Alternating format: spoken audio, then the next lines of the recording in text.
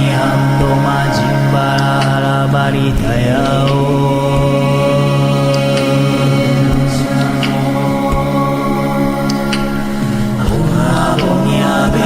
Siamo macabodala maniando majimbara halabaritayao.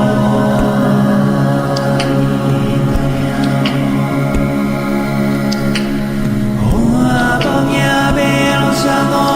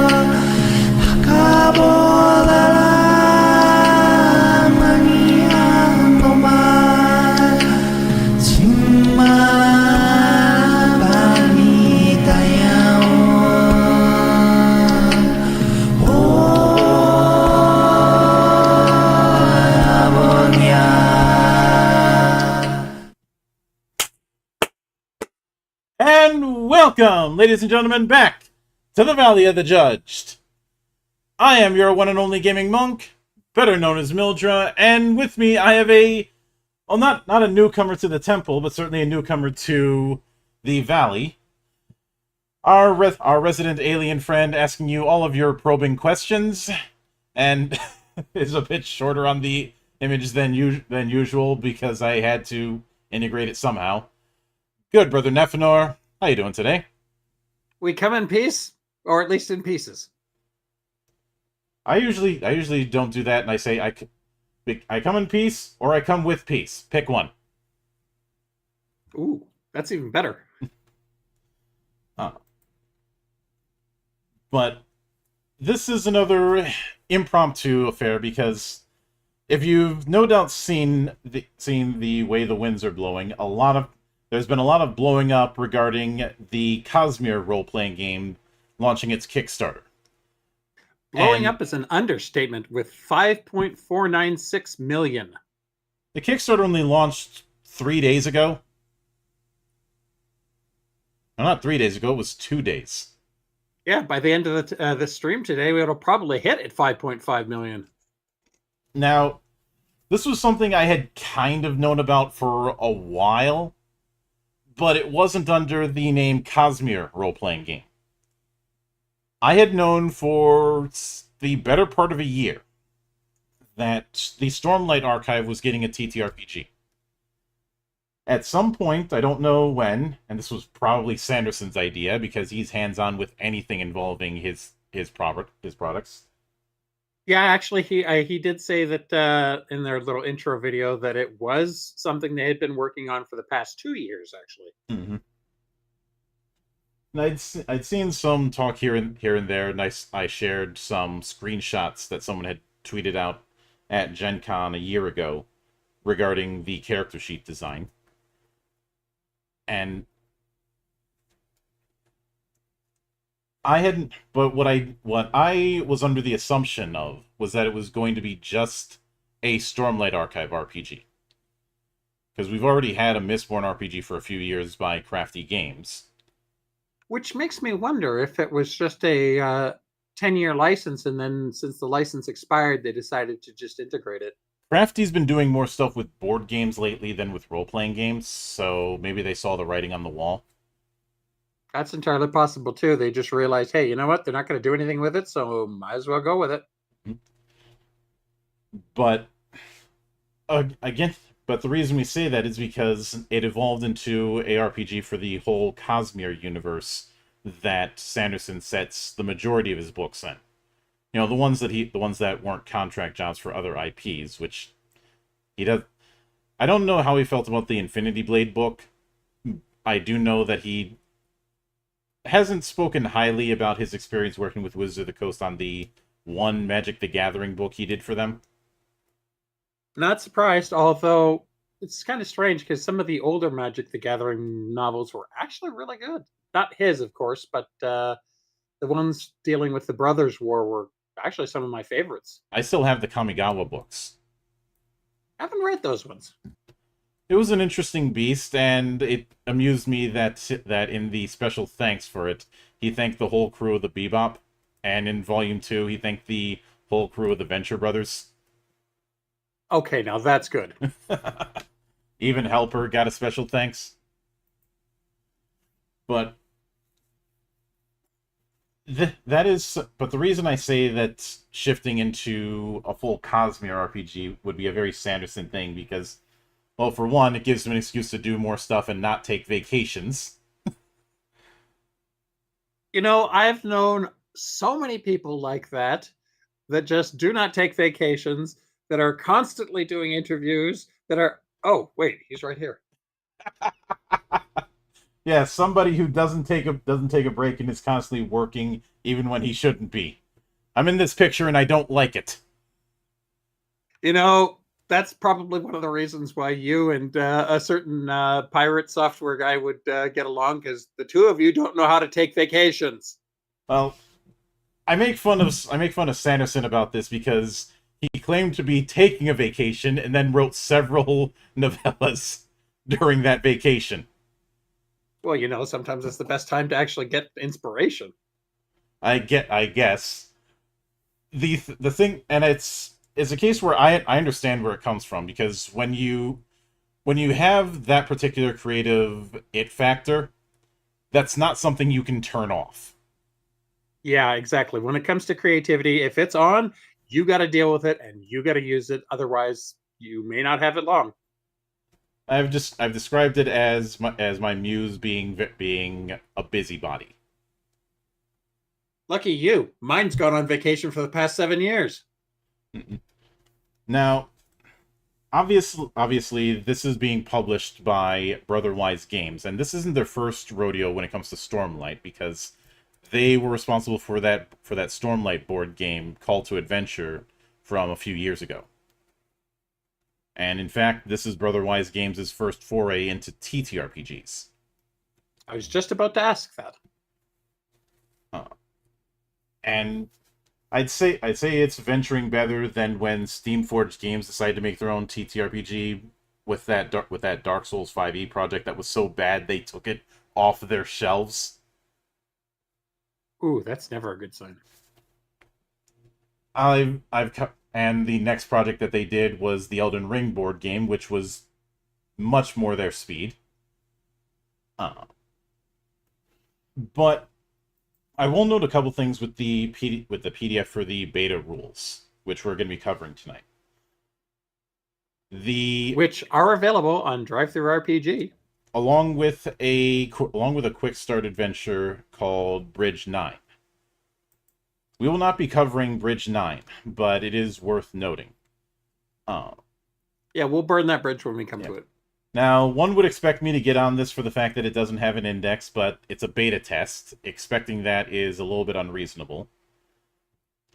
And this is... Although it does have a table of contents. It has a proper table of contents. That table of contents is properly bookmarked, and the table of contents has hyperlinks. So... See, they're already getting good points from Monk for this. Mm-hmm. But...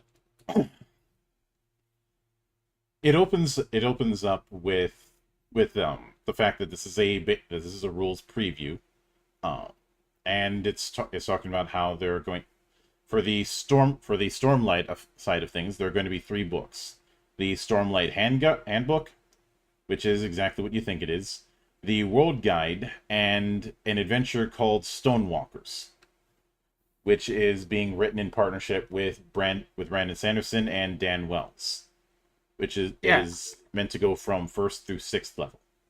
And they've already stated on the Kickstarter that is actually going to tie into events specifically in the 5th book, too, which is a really interesting take.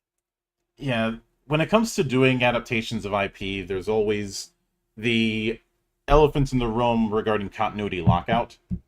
And that's actually something he talked about, which I was glad to see, where they're talking about the actual canonness of the game and specific elements, which is a really good idea for them to think about for something like this. The thing that can make it tricky is how much foreknowledge does somebody getting into this need to have, because you're getting no matter what, there's going to be a non-zero chance that if you're playing this at your table, there's going to be some people who aren't as big on the core material as you might be, and you're going to have to give them the skinny.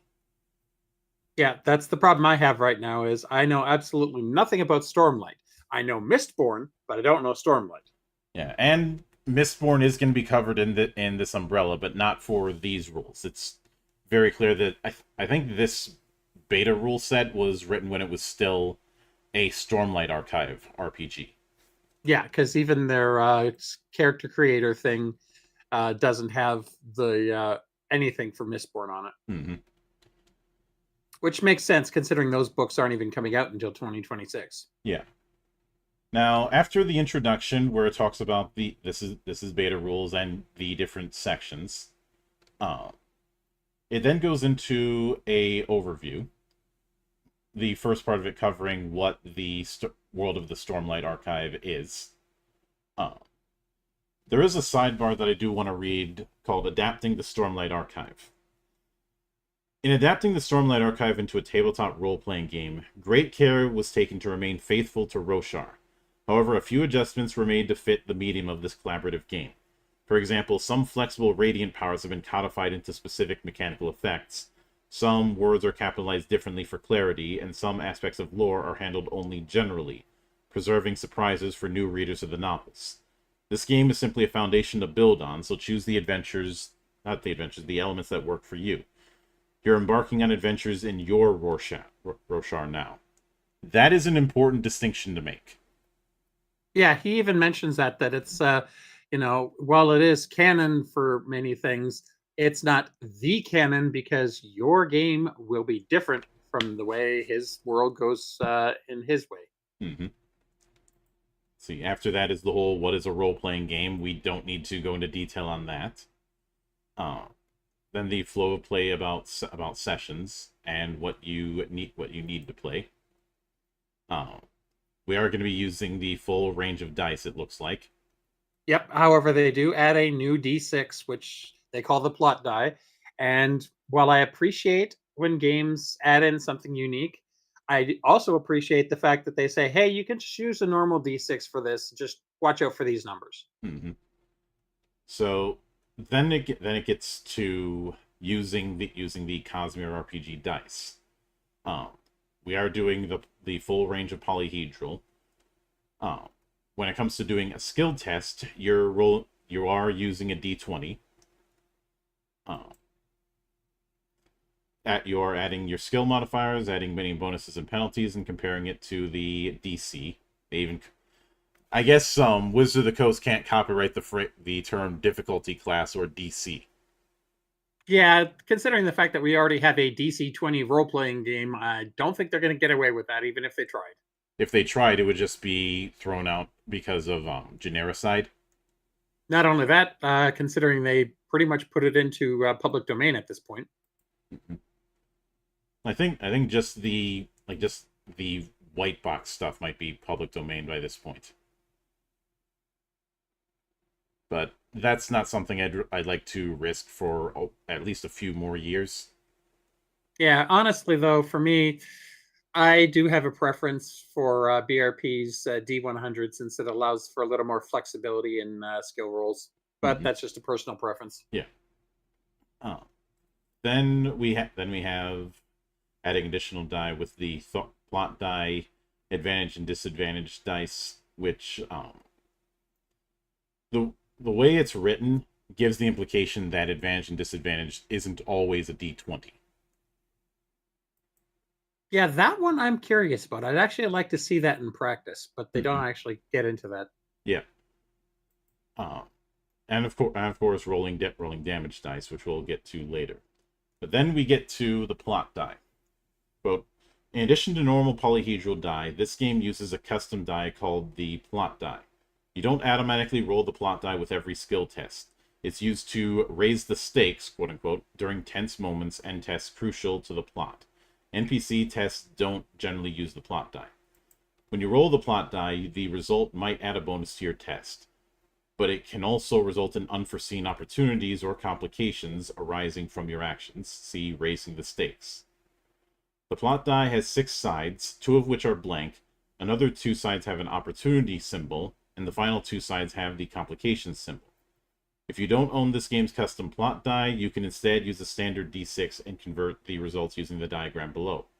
Note that 1 and 2 are the worst results, though they offset the complication by granting a bonus to that test. I like. The bonus is equal to the number shown inside the complication symbol, which is double the number rolled on a normal D6. So that there is a bit of fail forward in that sense.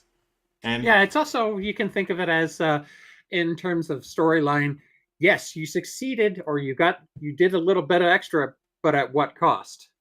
Ballin', but at what cost? Exactly. And that's nice that they actually incorporated that into it. Yeah, I've also referred to this kind of thing as the and but. If it wasn't for that number thing in the middle, I would have said you could easily substitute this with fate dice. Or fudge dice, if you want to be pedantic. Yeah, that's true. I never even thought about that.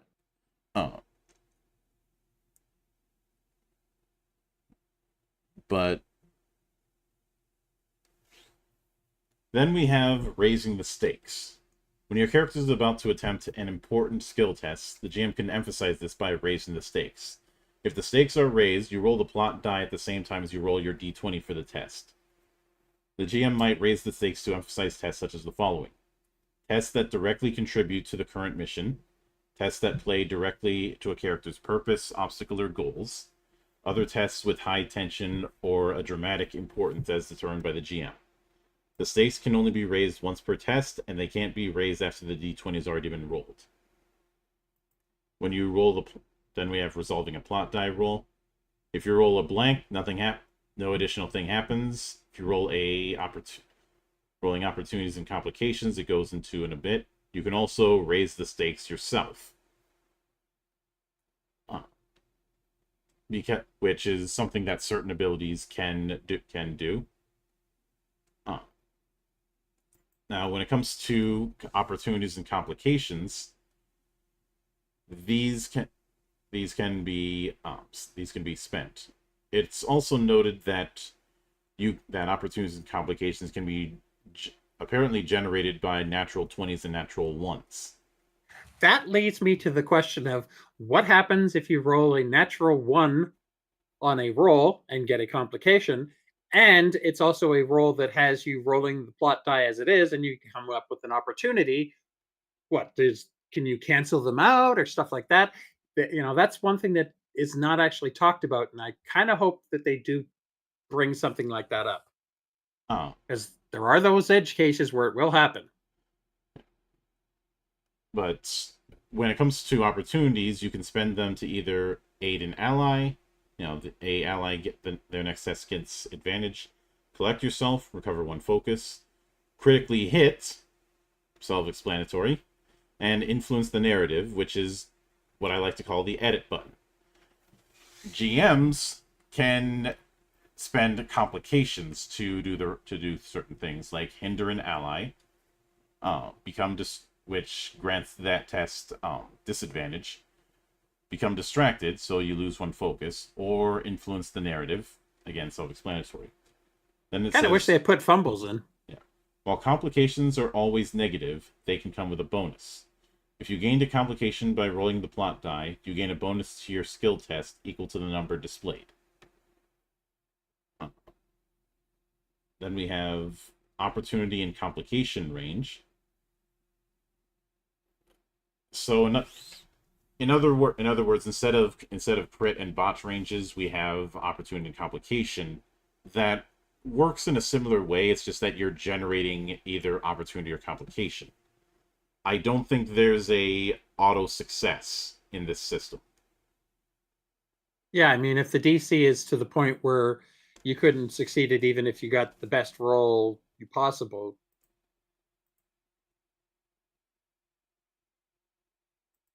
Like, say the DC was 25 and you only, actually, say the DC was 30, you only had +2 bonus, you rolled, the best you could do is 26. Mm-hmm. So then we also have a sidebar about choosing opportunities and complications. And it's basically going that the GM has final say on narrative effects, but other people can certainly give suggestions. If anything, I'd say the opportunities and complications thing kind of reminds me of boons and banes in Genesis more than anything else. And I'd imagine that there's going to be some features that utilize them. Yeah, it's an interesting mechanic. I'd like to see it in practice, but it's one of those things where you just got to see it working before you can actually decide how good it works. After that is actions and reactions. This is operating on a 3-action, 1-reaction setup, not far removed from Pathfinder 2nd Edition. I do like the fact that they have the little symbols for the 1, 2, and 3 action abilities or actions. Mm-hmm. That is a really nice touch, using the symbols for everything. Yep. Let's see that. Then, especially if they put things into cards. That would make it really easy to read then. I think one of the add-ons you could put is plot cards and the like. So, and truth be told, after my experiences with D&D 4e, I have had a habit of taking spells, abilities, and the like, and putting them into cards. Yeah, spell cards was always a good idea. That was one thing I loved. Although it would be really embarrassing if somebody were to tell me that that say Daggerheart or the or the like, it feels too much like a board game, and it turns out for they have a deck of their spells for D&D. Now that'd be real embarrassing. Yeah, that would. It's not like Honest. somebody trolled that and I found out that they had a box of index cards for their spells in some of their campaigns. That Yeah, would honestly, when I was a kid playing, I wish I had a box of index cards because that would have made things a lot easier. I stole my box from the office that was near the place.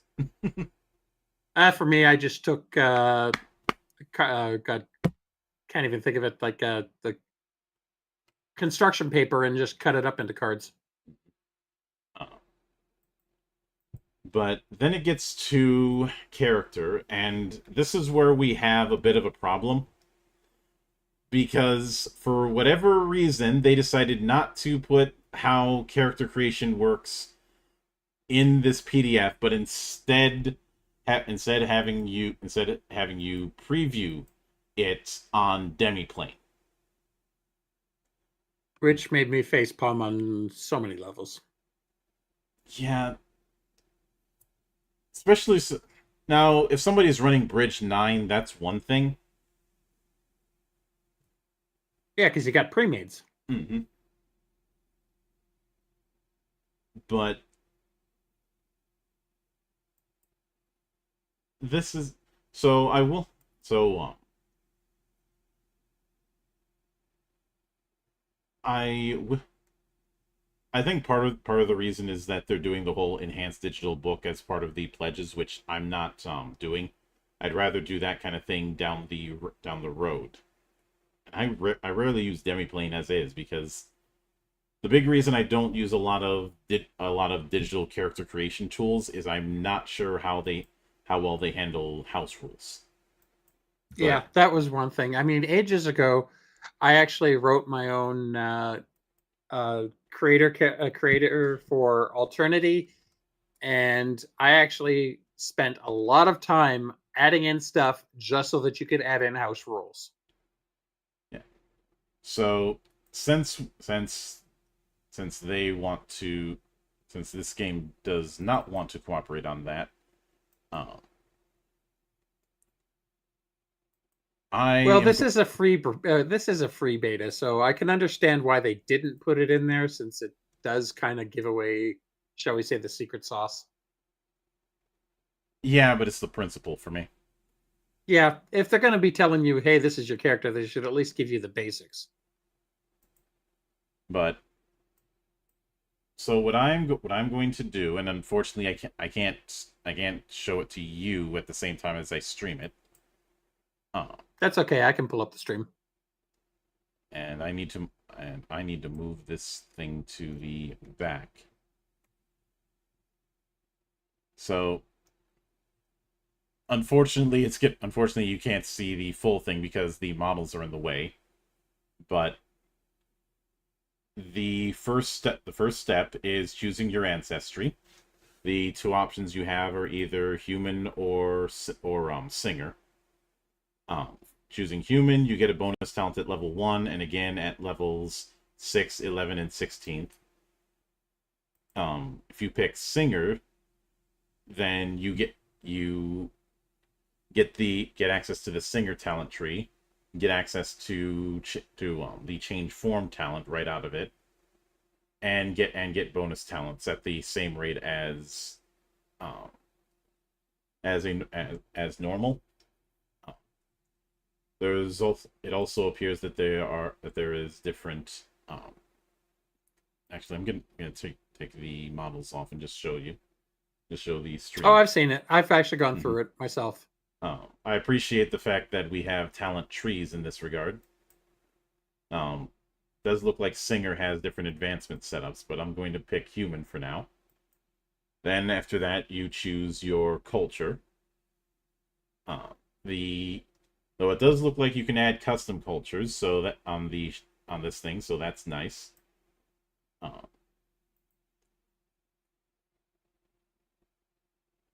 each of the cultures gives its own expertise. I guess one could see culture as akin to background. Or what's the word I'm thinking? Like nationality. Mm-hmm. So the options we have are Alethi, Azish, Herdizan, Irial, Karabathian, Listener, Nathan, Reishi, Shin, uh, Tashiki, Thalen, Unkalaki, and Vaden. Which do you think we should? Which do you want to pick? Just Well, the thing that I noticed is that it says choose two, yeah. which Which is kind of an interesting thing. mhm. So which two should we go with? Oh, when I was making one earlier, I was throwing together which one was it? Uh, the second one and Natan. So let's go with Alethi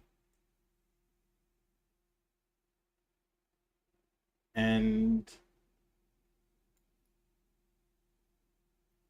let's also go with uh, Hey, go with Vaden, then you can have a warrior monk. yeah, let's do that.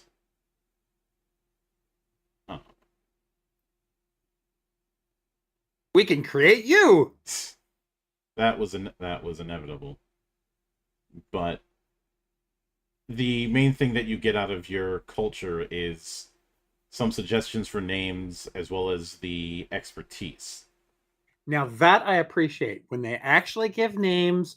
That's one of the things that I absolutely love in an RPG. Mm-hmm. Especially one where they've got their own unique world. Yeah. Now, this is a world that's already in book form, but for those who haven't read it, it is nice to have that. Stuff like that, every role-playing game with its own unique world should have that. Yeah. After that is your starting path. Paths are equivalent to classes, roughly. Uh, the choice of paths is agent, envoy, hunter, leader, scholar, and warrior. As you level up, you can keep following along that path and getting new talents from the tree. You can branch into multiple paths, and unlocking a spread and becoming a knight radiant is treated as its own radiant path. Uh, as well as gaining um, a bonus talent for picking human. So let's let's go with warrior, which has a set of specialties: duelist, shardbearer, and soldier. Uh, as well as the fact that it is using a bit of stances, and there is also the fact that you get vigilant right out of the gate,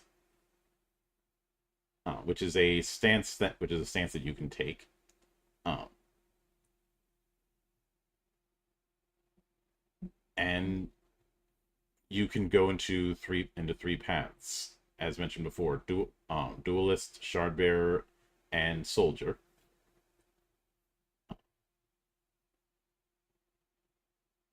Now, But since you're building yourself, that would probably be what? Duelist?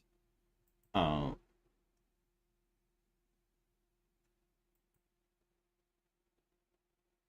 yeah, it would. Yeah, it would be because shardbearer. I feel like that would be more for more for people who want to be more tanky, because let's be honest, someone with shard plate and a shard blade is basically a battlefield tank. But And then soldier is, well, pretty obvious. mhm. But after that, you have 12 points that you can distribute among the 6 attributes. I like to go with a even set. I do find it interesting that they limit it to maximum 3, and 0 is a valid attribute score. Mm-hmm. But having 2 of each means I'm close to I'm close to the line, so it would be it would be very easy to do just 2s across the board. Then you pick your skills. And you're gonna have 4 ranks of skills to pick out.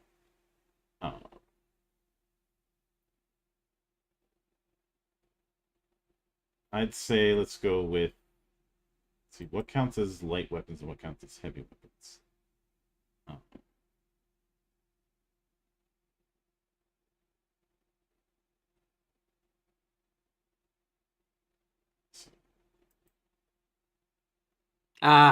So light weapons would be basically, to put it in other terms, agility style weapons, whereas heavy weapons are more strength weapons. Mm-hmm. Though it does make me wonder what stats would count under. Probably light weapons. Let's put 1 in light weapons, 1 in heavy weapons. We already have a few things that are already getting a bonus. Yeah, because those come from your stat bonuses. Mm-hmm. Let's put 1 in discipline and 1 in insight. Then you choose your expertises. Which I guess expertises would be akin to proficiencies. Yeah, there's quite a few of them though. I see there because it's got cultural ones, it's got armor ones, specialist ones. Let's look at.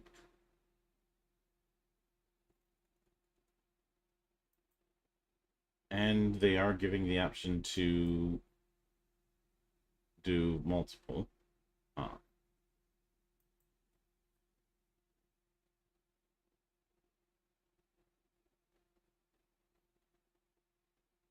And I don't. Oh, there it is. Staff. That is a light weapon. Figured it would be. Staves tend to be more agile weapons. And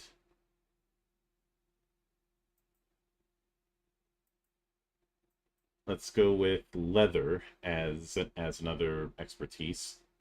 I appreciate that they also have improvised weapons in there too. And since we have a bonus talent, we will go with the first one that we can take from the duelist tree, which is practice kata.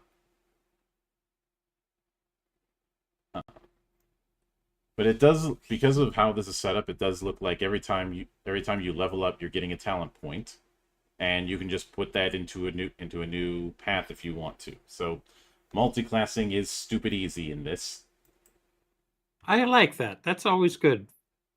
So then we have what adventuring kit we'll pick, and I think we'll go with a military kit. You know, it's not as stupid easy as a Sword World, which is remarkably stupid easy. Mm-hmm. Any 2 non-special weapons, uniform and chain armor. Oops. Considering you only learned leather, that might not be the best one. Let's see. Academic kit. which is again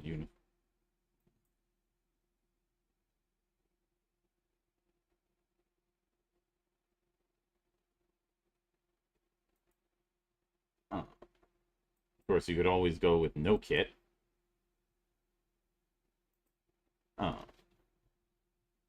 See, actually, no. Courtier kit's perfect for you. It comes with alcohol. All right. Sure, it doesn't come with armor, but that's okay. You come with alcohol. We pick a weapon, and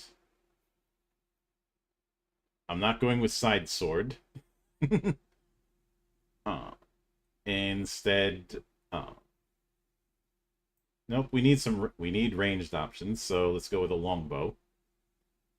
I do appreciate that longbows are considered a heavy weapon, because if you ever tried to draw a bow, Yes, many times. yeah, that shit's not easy. Nope, especially if you're dealing with old school ones, not a compound. What, You like have to have those good English strength. longbows? Hell, even just a normal recurve is bad enough. Yeah. Then there's purpose and obstacle. I do hope Which is more role-playing stuff. Yeah, and I do hope we'll be skipping that, but I do hope in the full game there's a few examples given. Yeah, that's something that's always good to have. Always have examples in your games, people. The same thing applies to goals, especially since goals is tied to the reward system. Yeah, this kind of stuff, you gotta have examples. I mean, with some games, they have what they did, like for example, the Robotech one that we're going to be starting up. They have the examples in other characters, but it's still something you should have. Mm-hmm. And the final thing is your starting mark, basically currency, which is a 4d20 roll. And looks like we rolled 51.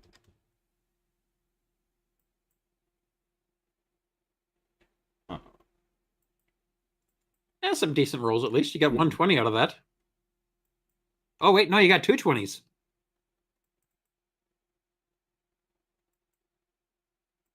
So then we'll briefly look at advancements. It is a level-based affair. And it looks like you are not limited to 20 levels. I do like that I do like that we actually have a tier setup going here. Yeah, that is a really nice way of doing it. I have to give them credit for that. 5e had the tier system, but it paid lip service to it, and it tried to split it in 3 instead of 4. Actually, no, I take that back. They did split it into 4, but the problem was there was nothing mechanically that used it.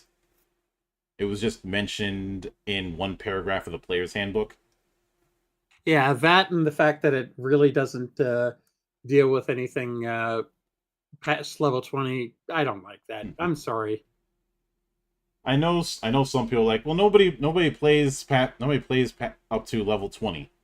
You don't know that. Hell, I remember that was one of the major things that people in old school D&D loved, was doing the past 20 leveling. It's like, did everyone just conveniently forget that the Immortals Handbook was a thing? Oh God, I love that book. Oh.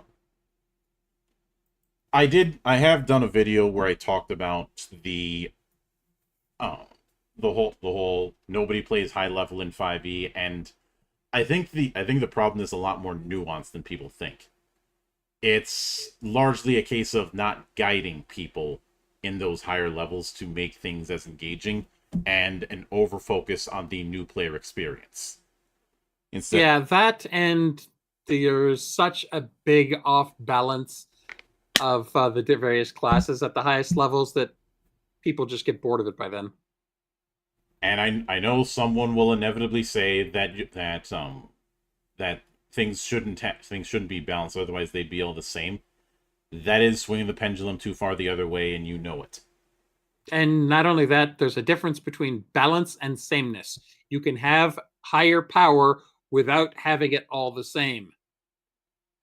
Plus, let's be honest, the people who say that there's nothing wrong with the balance are probably casters who enjoy being an entire party by themselves.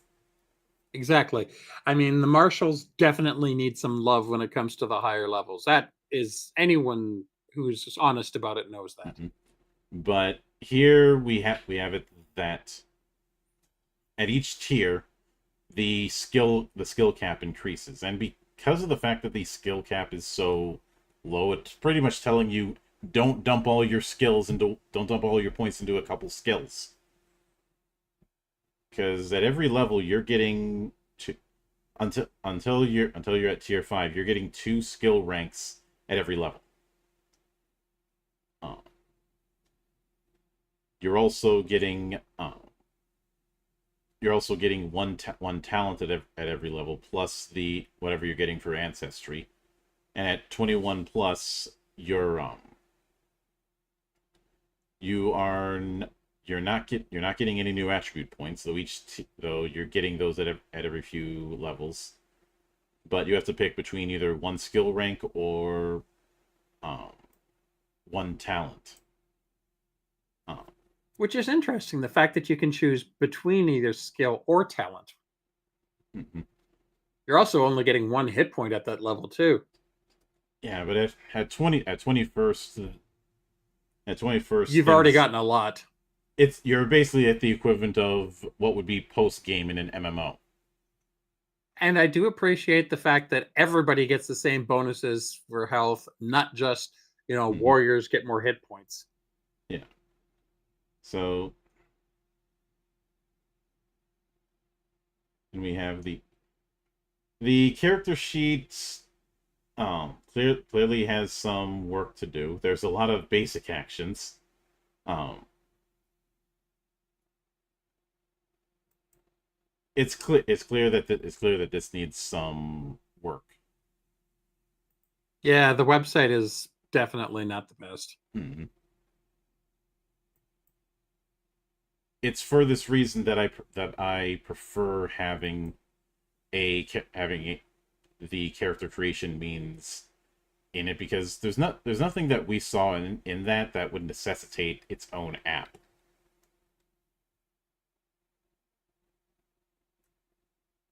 Whoa, there's 2 of you.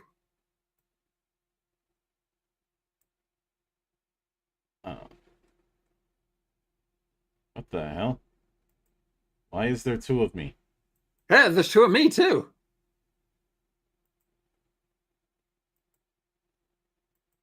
Oh, I know why. It's because the group call was visible.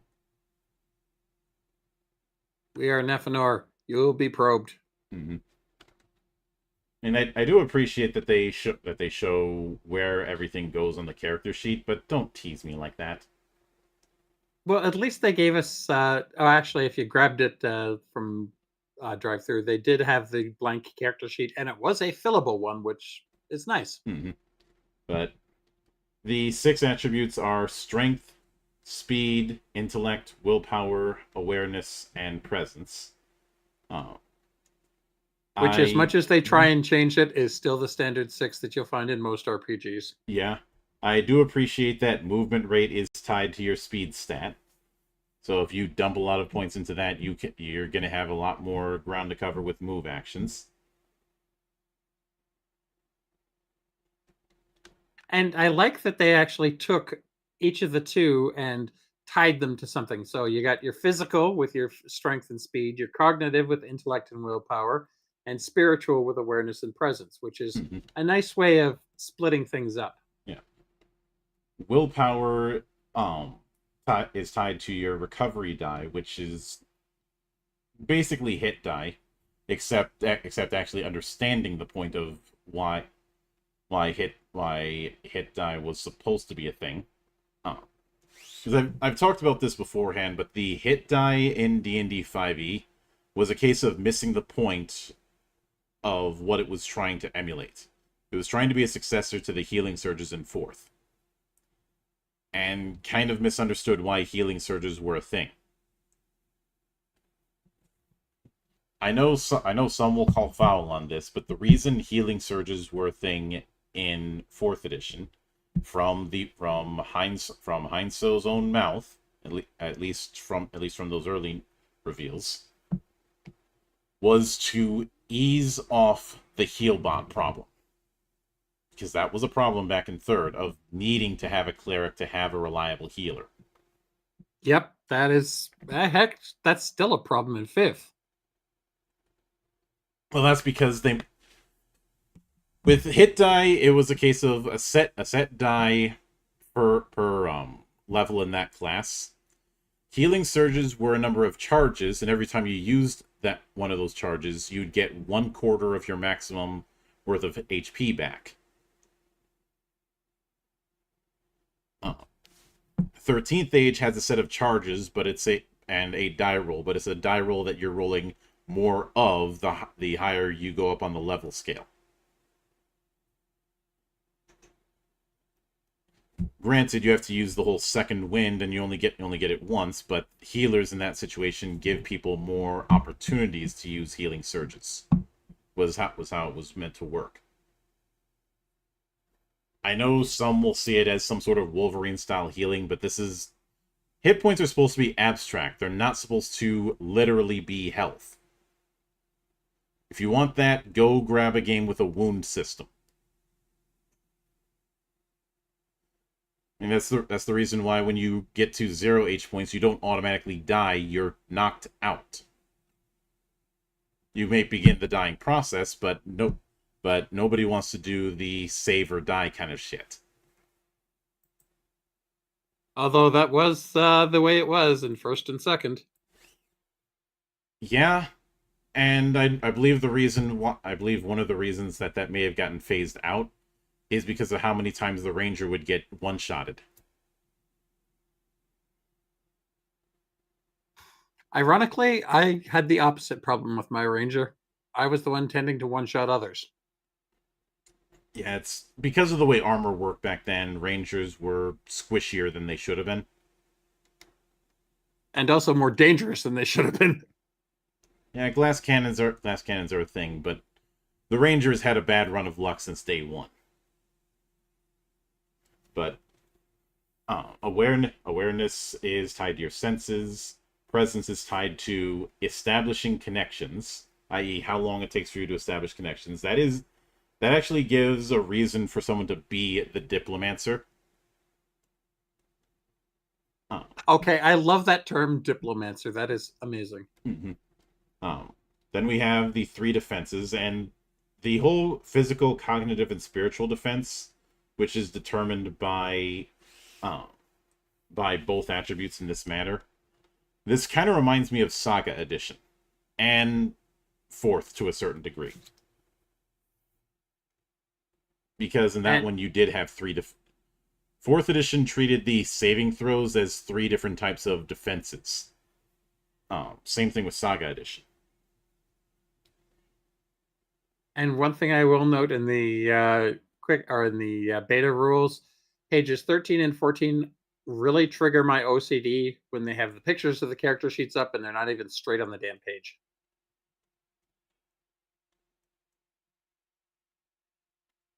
Yeah.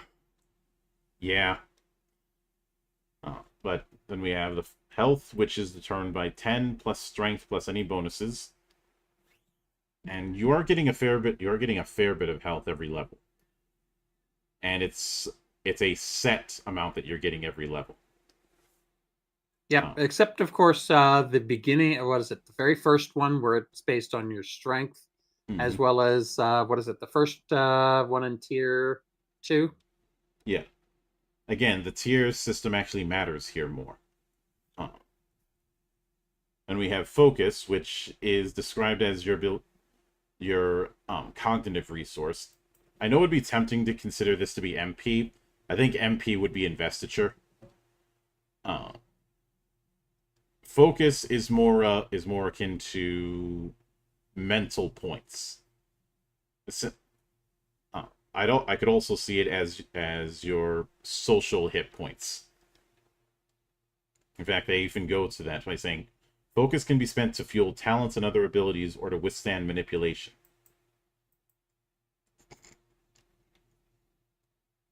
So I would say focus is meant to be more for social and mental kind of things. And investiture, you don't get it at the start unless you choose a radiant path. Which, there's very much the implication that you're not getting a radiant path at character creation. Which makes sense. I mean, none of the Knights Radiant that we see in the books start out as such.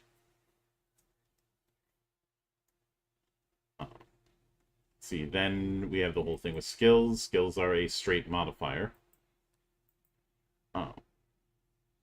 So there's not a whole lot to go into on that front. I do appreciate that the skill list is relatively restrained. You can chalk that up to years of games with these absurdly long skill lists. I am very certain you can think of a few games, especially back in the 90s, that had skill lists that were way too damn long.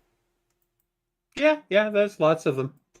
I think I may even have one or two on my shelf. Because with looking at the character sheet, there's only, I'd say, there's only 18 skills, which is I'd say it's about the same amount of skills that you would see in like World of Darkness. In fact, the 3-column thing reminds me of that. I was thinking the same thing, actually.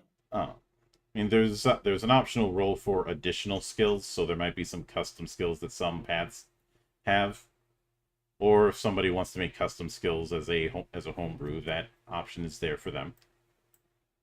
Or maybe things that the game didn't really think about. Oh, I forgot to mention deflect. Deflect. Were you just deflecting? Yeah.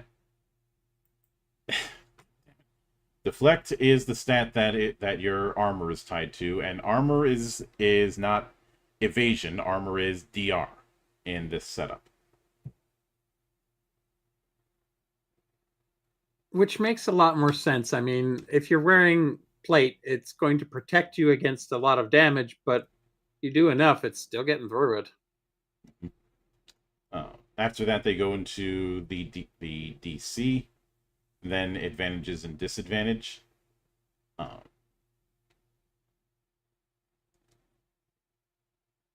And what... Okay, this is interesting. Now, a lot of people would look at advantage and disadvantage and think, okay, you're rolling 2d20 and you're keeping the higher or the lower. No, you pick one of the types of die you're rolling, and that one doubles. That means you could roll 2 plot die if you wanted to raise the stakes. That could be really interesting. And this applies to both advantages and disadvantages. Except with disadvantage, the GM picks. Which is much more fun. Mm-hmm. This also... Now, advantages and disadvantages do cancel each other out, obviously. But the fact that you could pick one or the other, or potentially force a raising of the stakes. This also... I have to wonder if this also means that... Could you apply this with damage? Probably not, but it does hint that though that damage is considered an additional roll, so maybe. Let's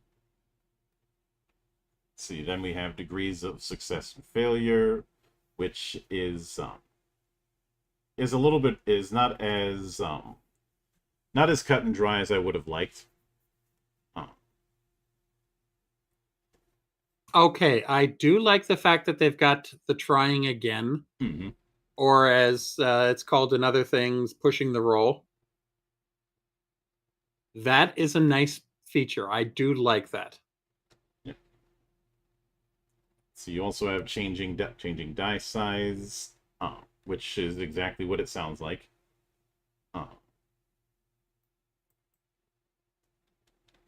And after that, it goes into the skills.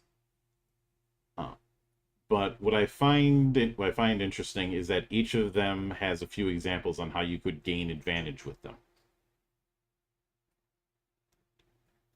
In fact, each of them has 3 examples on how to gain advantage with it.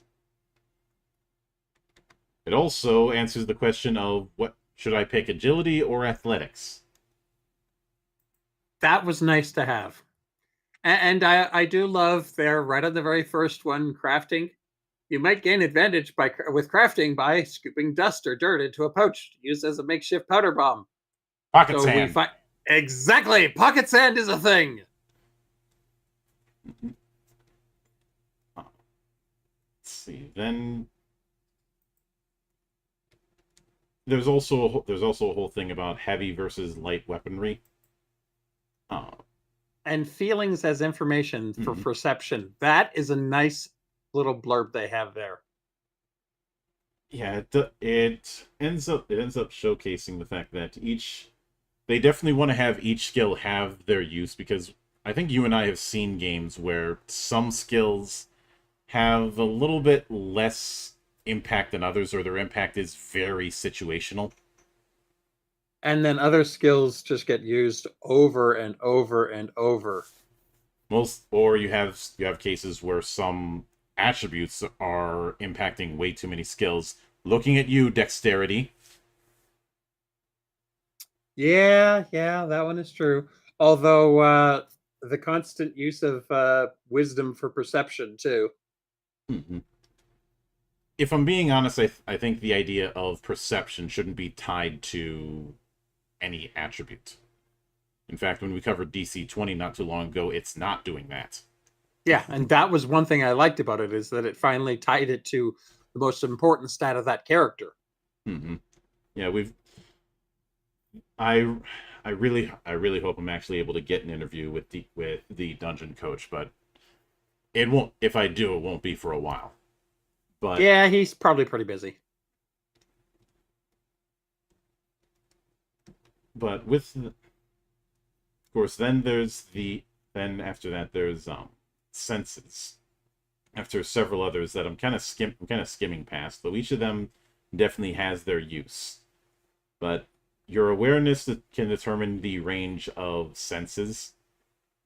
The idea of someone with awareness 0 only having a senses range of 5 feet amuses me.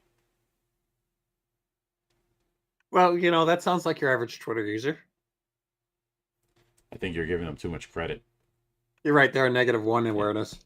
I already talked. Then is expertises. I already talked about how expertises seem to be akin to proficiencies. Yeah, like your weapon proficiencies. Yeah, it seems to be the way they're doing that. And they're categorized as armor, cultural, specialist, utility, and weapon. I think this is combining the whole equipment proficiencies with things like tool proficiencies. But it is made clear that they don't add to the character sheet. So and given the fact that for weapons and armor it talks about expert traits, I think the implication with that is that you can use a weapon and armor without having the expertise. If you do have it, though, you get some extra goodies. I really like that. Yeah, it gives a little more flair for you to actually focus on something. Mm-hmm. 4th edition had this as well, where weapons had a proficiency modifier, i.e., you could use the weapon if you weren't proficient in it. You just wouldn't get the bonus. I think I like that as opposed to having non-proficiency or unskilled penalties, because rolling lower than somebody who's better at it, who's more trained in it than you, is already punishment enough. No need to kick people while they're down. But it's fun. It's fun, but it's I think you see the point, though. Yeah. And of course, after that is items. The sphere, much like how it is in the books, the sphere is the primary mode of currency, which is divided into several types. Chips, which is 1/5 of a mark. Mark is 1/4 of a brome. Uh, but for simplicity's sake, the game only tracks marks. So there's your standard currency. Though we do have the fact that certain gemstones are going to be worth more than others in the comparison. A mark of a diamond seems to be the standard, but if you have an emerald size mark would be worth 50 diamond types. It's a good way, because remember, gemstones and the brightness of them is a big damn deal. Especially That's since something I'm going to have to learn by reading the books. an important part of certain cuts of gemstones is that they're used to absorb stormlight during high storms. So, gemstones are the metals of this world, shall we say? Yeah. Oh. Let's see. Then of course we have the weapons. And it looks like each of the weapons have regular traits and expert traits. There's also a bunch of traits to note, and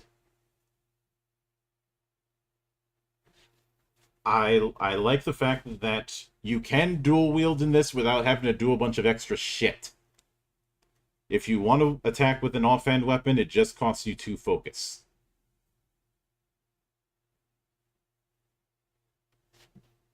I appreciate the fact that proper dual wielding can be used here. I know some of the hemofolk will be like, dual wielding's impractical. I'm like, this isn't about practicality. Yeah, this is a fantasy role-playing game where you're playing as heroes. You want to have stuff like this. Yeah, but I've had a bit of a bone to pick for decades now with, say, D&D's use of dual wielding over the years. 3rd edition is the nadir with all the feat tax that it has in order to just use dual wielding properly. Yeah, that's one thing that always drove me nuts about 3rd edition, even if I do consider it the better of the editions. Yeah. Of course, don't even get me fucking started on Whirlwind Attack. That's been my whipping boy since day 1. But it's what we like to call pay not to suck. I guess if someone's investing in dual wielding feats, it should be to give themselves additional options, not to buy off penalties. But when it comes to the traits, there's some interesting ones. Cumbersome just means that you have to have a certain amount of strength in order to use it. Otherwise, you get disadvantage and are slowed while using it. Dangerous lets the GM spend setbacks from attacks to cause you to do friendly fire. Which does the damage for a... There's 2 different types of damage. There's hits and there's grazes. So even if you miss, you can still do damage. Let's see, there's Deadly, which lets you spend an opportunity to immediately make them suffer an injury. Let's see, Defensive, you can brace without cover. Discreet is, the whole knife in the sleeve kind of thing. I'm amused that they have that under staff as well. I think it's because it's less. They describe it as less obtrusive and thus less likely to be confiscated. Well, and you could also do it as, oh, I'm an old man, I need a staff for walking. Yeah. Would you really deprive an old man of his walking stick? Exactly. Oh. Then there's Indirect, which lets you can still fire even if there's an open path, even if you can't necessarily see them. So, hello, blind fire. Let's see. Loaded is ammo-based weapons. You have to spend 1 stored ammunition. It takes 1 action to reload to full ammunition. The GM Yeah. can spend setbacks to reduce the stored ammunition to only 1 shot remaining. Which, Of course, with loaded, there's only really one item or one weapon that has that, and it makes sense that it's the crossbow, which is one of the most difficult ones to load. yeah. You ever tried loading a crossbow with those handle cranks? No, but I've seen it done, and I know just how difficult it is. I've tried to do it, and it's the worst part is when you're a few circles in and you realize that you're off balance, so you got to crank it all the way back and then do it again.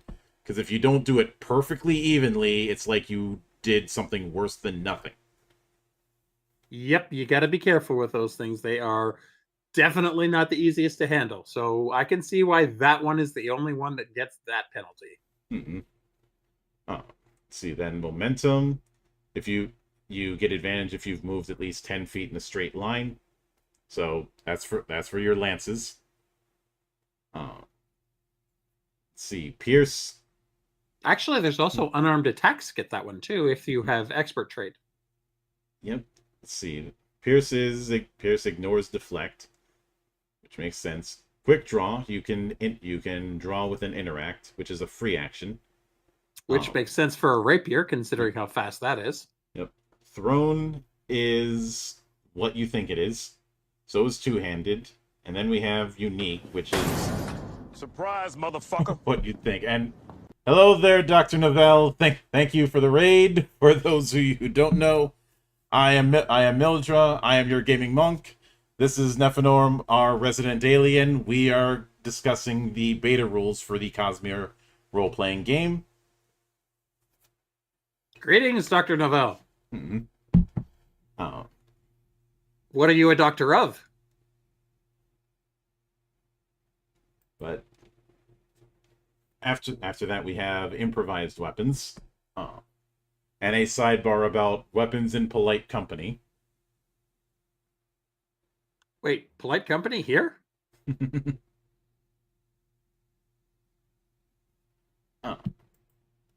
Which I think is a good reason to have a variety of weapons.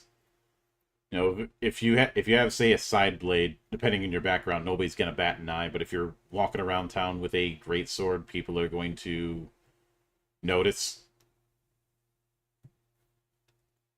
Oh, Dr. Novell fits in with us. He is a doctor of puns. Mm-hmm. Though when you attack with an improvised weapon, the GM can spend a setback to make that improvised weapon break. But then we have unarmed attacks, and your strength actually determines the damage die of the unarmed attack. And you can choose unarmed attacks as a weapon expertise.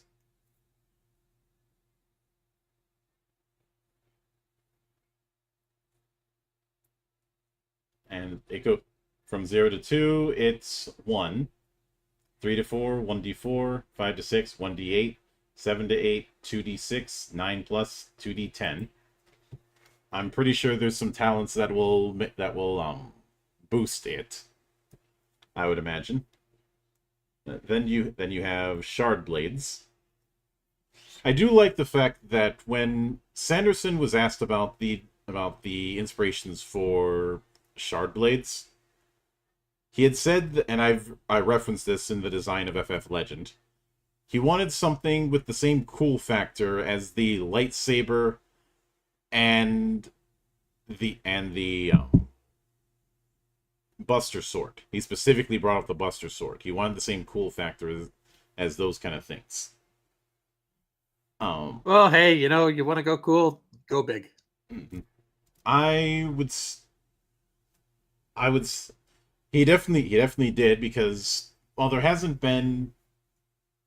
there's been some varieties when it comes to all but 2 of the shard blade designs that we've seen.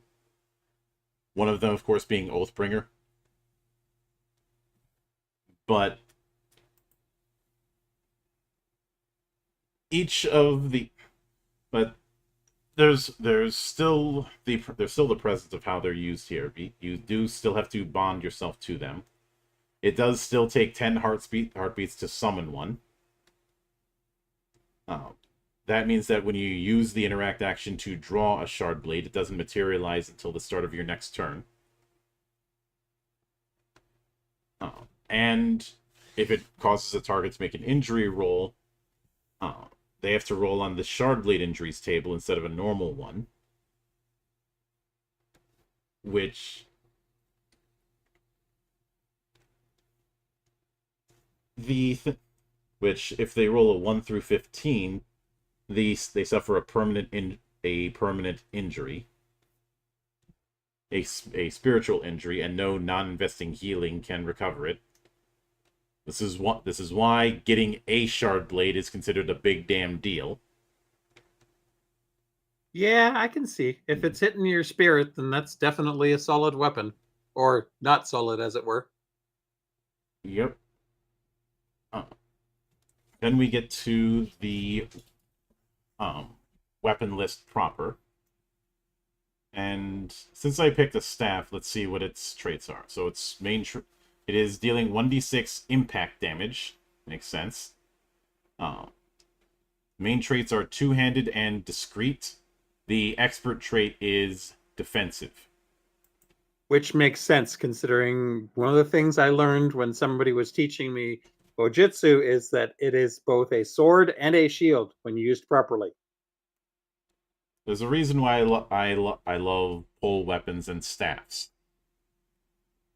And we'll always give a bit of approval if it's done properly in games, instead of just using it as the walking stick for the caster. Yeah, I agree on that one. I mean, I literally have a bow staff here. Mm-hmm. Like it's a bit of a pet peeve. It's a bit of a pet peeve when staffs get the, for lack of a better term, short end of the stick. When they get the shaft? Yeah. And of course, with armor, that you have the deflect value, but the higher armor you go with, the bigger cumbersome value that you end up having. And I do appreciate that it just means you have a certain strength requirement instead of doing things like the whole dexterity cap or having certain rolls penalized as you put on heavier armor.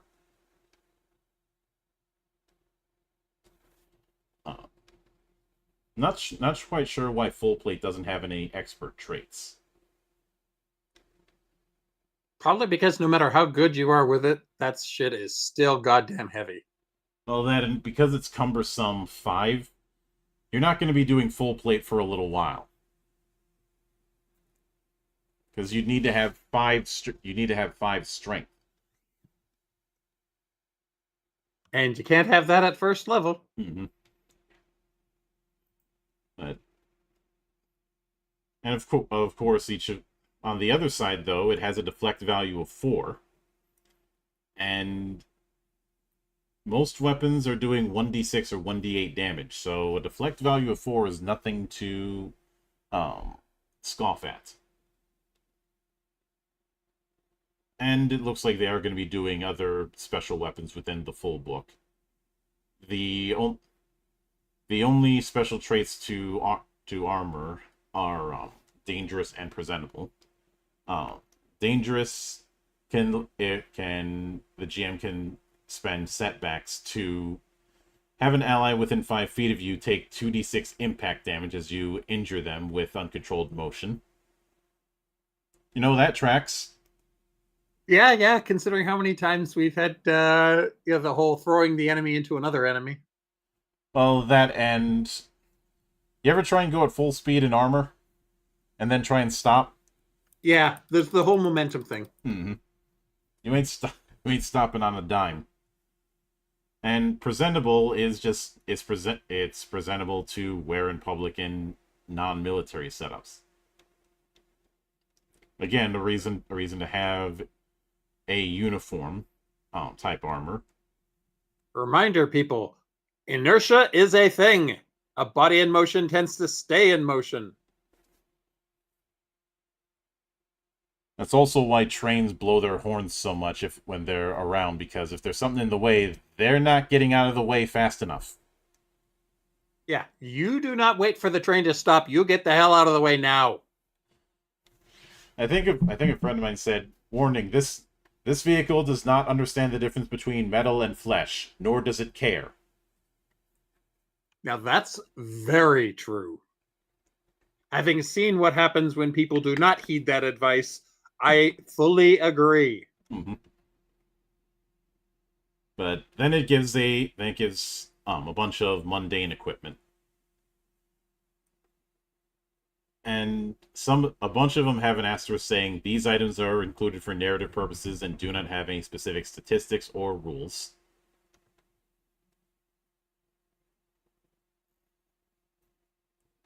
But there are some interesting ones, like say lockpick, which can grant an advantage on thievery tests, but the GM can spend a setback to cause the lockpick to break after the test is resolved.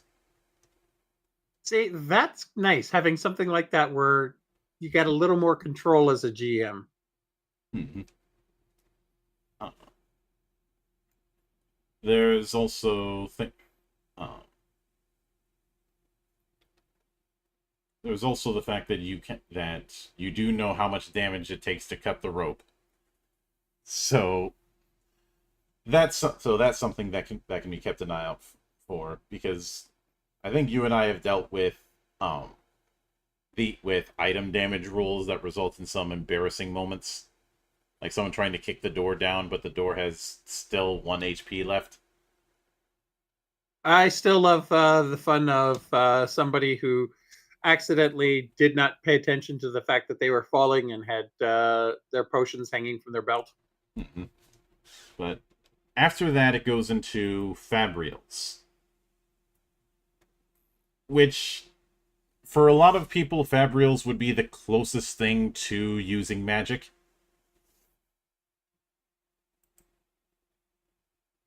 Usually a bracelet that has a spren within a gemstone.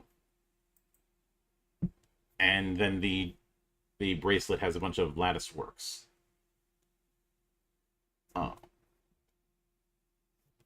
And of course, since it's powered by light, since there's a spren in it, it has to be recharged. But each one can hold a certain number of charges. You activate a fabrial by touching it using an interact action. An activated fabrial expends 1 charge to produce that fabrial's effect, which lasts for the duration specified. It continues to spend more charges until you deactivate it as a free action or until it runs out of charges. A fabrial's charges can be recharged during a short rest by draining Stormlight from unencased gemstones or from a Radiance investiture.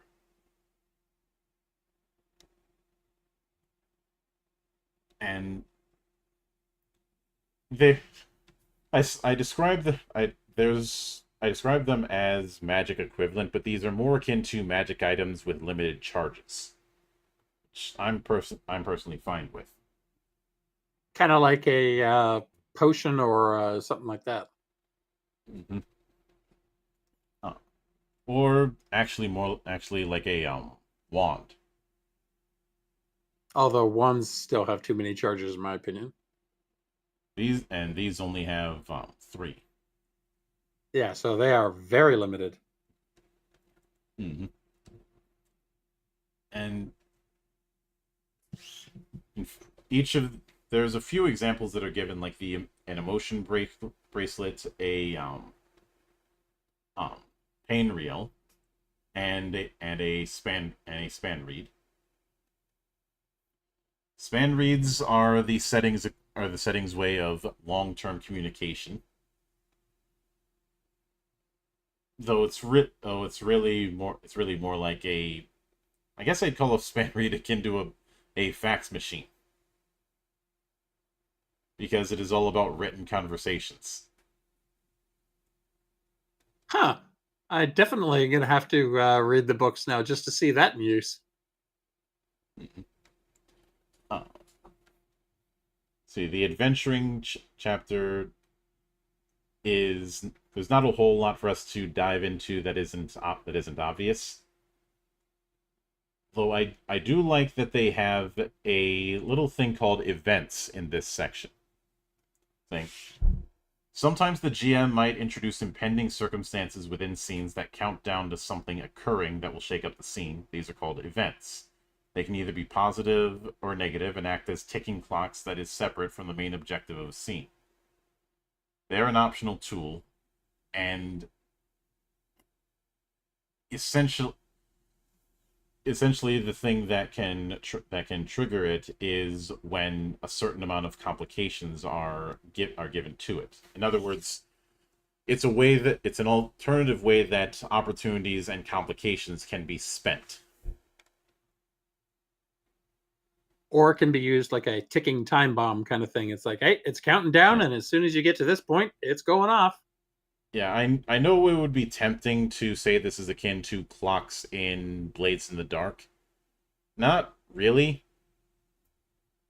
because you still have to generate opportunities and complications. So you could fill that up very easily, or less so, depending on how the dice gods hate you that day.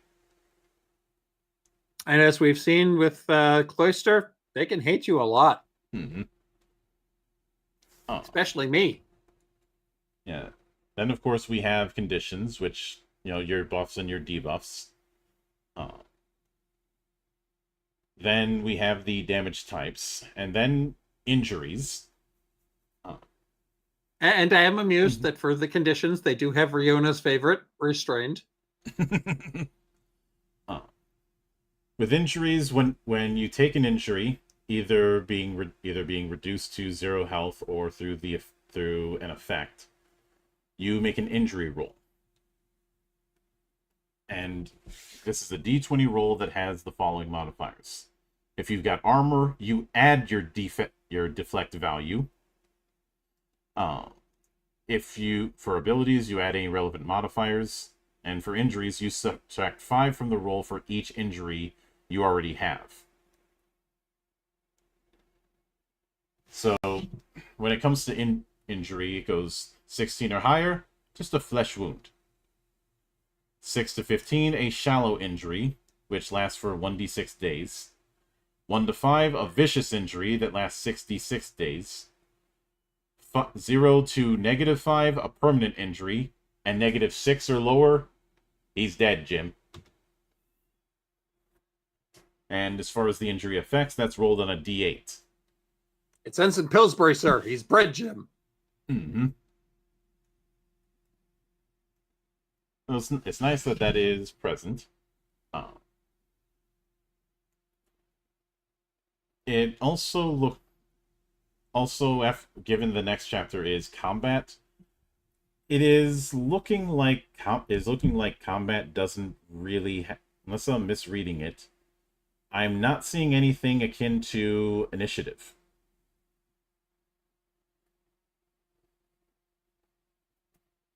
Actually, there is kind of, because it talks about the fast PC turns versus slow.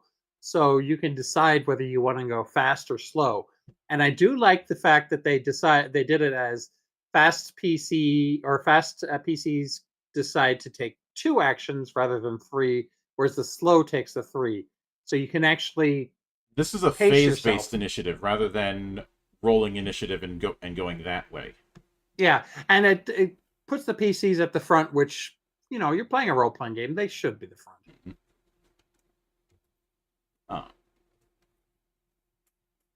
So, obviously, right after that is actions and reactions, and there's quite a few. I do think a cheat sheet should be added to character sheets,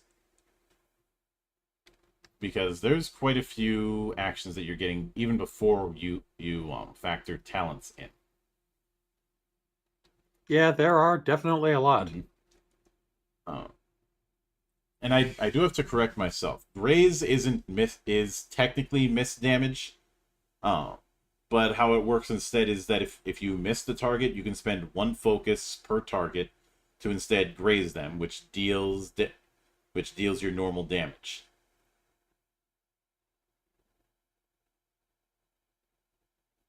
So even when you miss, you do still have the option to hit them. It's just not something that you can't rely on. Um, much like in 4E and in good uses of it, um, critical hit is just max damage.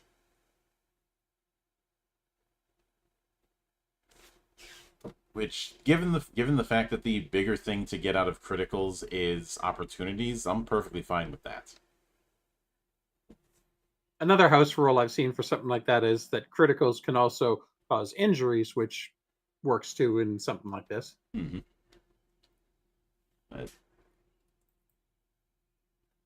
See, we also have the concept of creative maneuvers, but there's not a whole lot of crunch when it comes to that. But I do appreciate that it's there to encourage people to come up with creative ways to utilize their abilities. Yeah, I mean, after all, anyone who's played Baldur's Gate 3 knows there is 1,001 ways to solve a problem. Mm-hmm. Just some of them are a little bit less subtle than others. Hey, I only put down 15 different things of explosive barrels. Then again, in Knights of the Old Republic, you remember the method that was used to take out the crate dragon? No, actually, I don't. Several crates, CRATES, of landmines. That makes sense. And again, crate Crate, dragons are crate. supposed to be big fucking things, where even the noise of them is enough to make Tusken Raiders shit themselves. You know, that actually makes sense. Take out crate dragon with a crate. Mm-hmm. But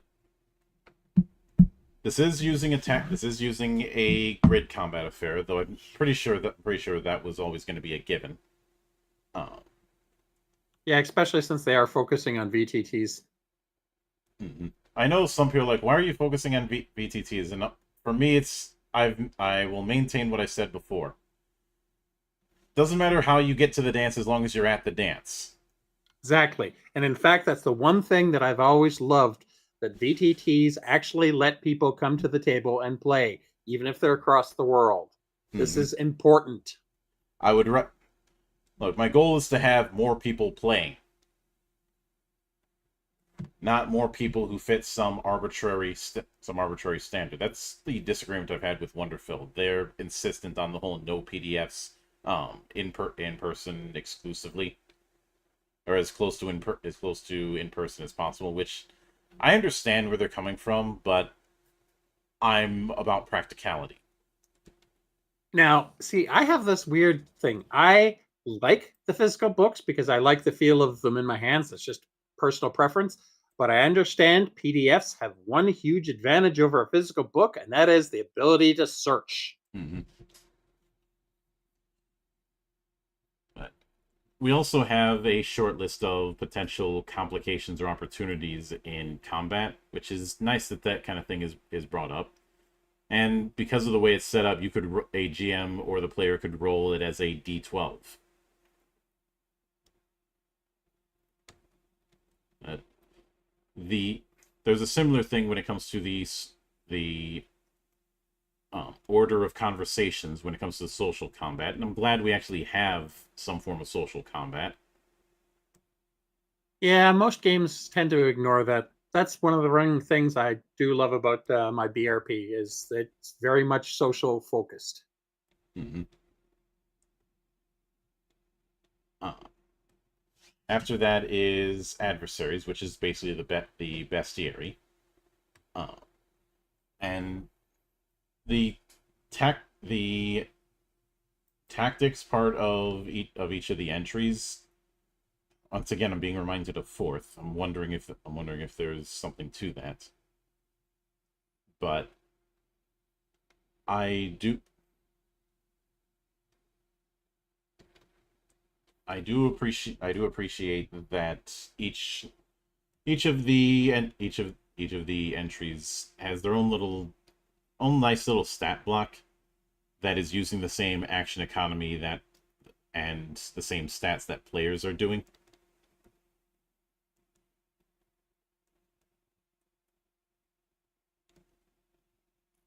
But then after that is a couple pages of the alpha playtesters, and there's a lot. But I think with that we have a good grasp on the beta rules for the Cosmere RPG. So before I get into my thoughts on it, what do you take out of this? Well, it's obvious, as you said, that they are focusing on Stormlight, which is understandable considering that's how they started it. But I would like to have seen a little bit, even just a tiny bit, about Mistborn, just to see how they were handling, well, the different types of magic in that system. Or even for that, we just throw us a little bit of a bone when it comes to how investiture is going to work. I'm guessing that it and night radiant abilities or the abilities of these speakers is going to be tied to exclusive talent trees. But come on, man, throw me a bone here. Yeah, I think they're probably going to have a lot of the character creation stuff, especially the specific world stuff, split up in each of their specific books, which makes sense. But something about it just still bothers me. I would like to see some kind of unified thing that could easily be explained, and some examples would be nice. Mm-hmm. And looking at the Bridge 9 adventure, there's certainly a bit of that, and also some damn good artwork. The artwork that we've seen both through the beta rules and through Bridge 9 is phenomenal. Yeah, even for black and white, it's really nice. Mm-hmm. I'd like to see if they're going to do it in color. I would really love to see it.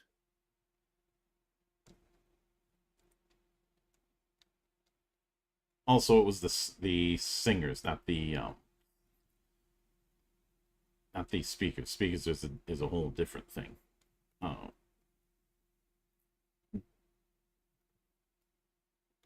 Yeah, I'm not familiar with the world at all, so that flew right over my head. Mm-hmm.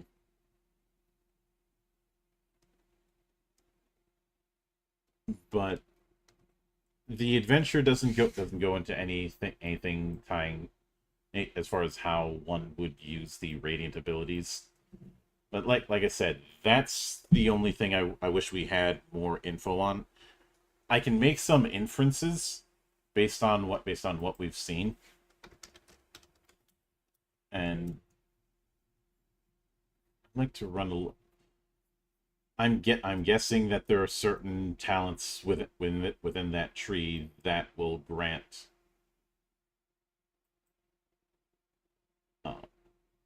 that will grant certain effects as long as you spend investiture. But obviously the first question to ask is, well, how much of that do you get?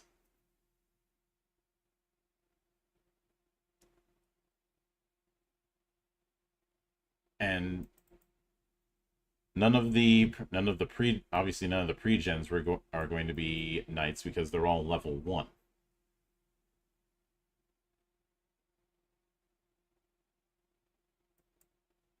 But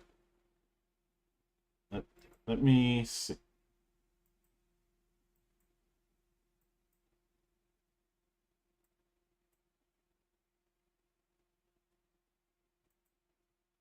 Didn't realize they'd actually already done.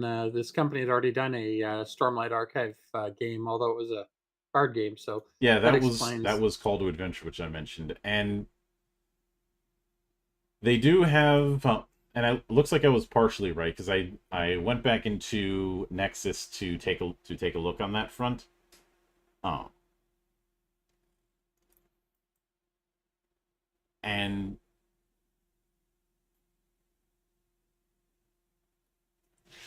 obviously there's the whole thing with the uh, with the ideals, which can be used to integrate the goal system. And you know how we talked about about there being 3 talent trees? It's in that same setup. The Ah, It is for example with the Windrunner, because of course I'm going to go with Windrunner for this. Um, the 3 branches. I really don't like how this is set up. Are gravitation, your honor spren bond, and adhesion. So it is using the ability setup that we see in the books, and several of the ideals are used as talents. Let me see the first ideal. Uh, so you get first when you get it, you gain investiture, beginning with a maximum of 2 plus your awareness or presence, whichever is higher. And you can now use the Breathe Stormlight, Enhance, and Regenerate actions. Let's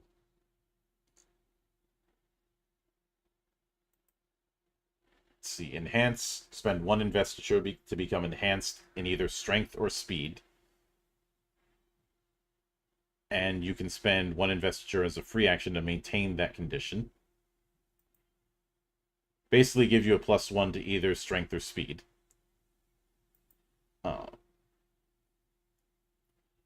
You gain the goal, Speak the First Ideal. After you complete that goal, you become empowered until the end of the scene. So you get a advantage on all tests. You gain adhesion and gravitation. And you gain additional skill for the above surges, starting 1 rank in each. So that's why you have that blank skill in there. It is specifically built for things like surge binding. So we had to do a bit of extra work, but we know how the Knight's Radiant is going to work on some level. And if that's the setup that's going to be used, I could easily see that being integrated well with the with the way magic works in Mistborn. You know, whether you're a yeah. misting or whether you're a full Mistborn. I wouldn't be surprised if being a full Mistborn is treated as the equivalent of a actually probably the equivalent of an ancestry.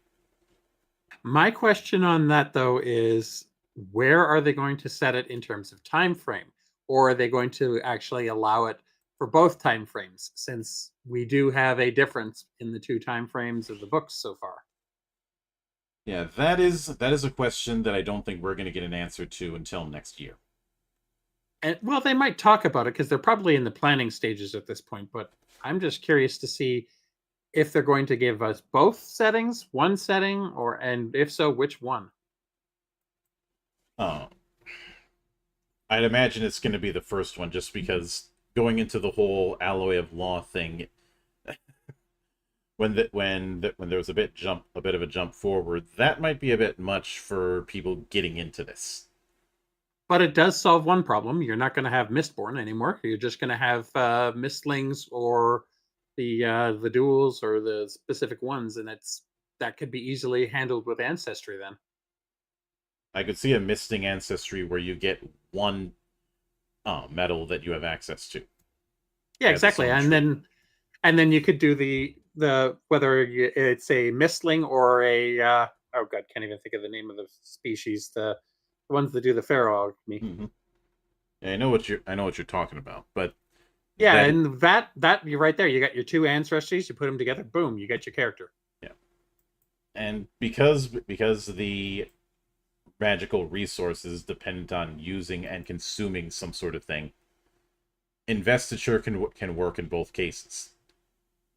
Yeah, and you've literally got a resource that you have to keep care of. Mm-hmm. In one case, it's gems. In another case, it's specific metals. Now, could I see Mistborn character creation being done? Possibly, but I don't see that for the immediate future. Yeah, I don't see it either, but at least give us an idea of where you're going with it on that. And that's something I'm probably going to actually post a question on their Kickstarter. Just I'm curious to see it. Mm-hmm. Since they are advertising this as both doing Stormlight and doing Mistborn, so that is a question that should be asked. But Indeed. with that said, I think we've more or less covered everything that we can with this. So that is going to do it for tonight. I will be back here tomorrow with a new addition to our adventures when it comes to just I didn't plan on doing so many one-shots in the span of 1 week, but a lot of stuff happened this week, so that's how it's going to go. Tomorrow Zan and I will be looking at the Esper's quick start, and since that's using deck building mechanics, that's going to be interesting. So please look forward to that.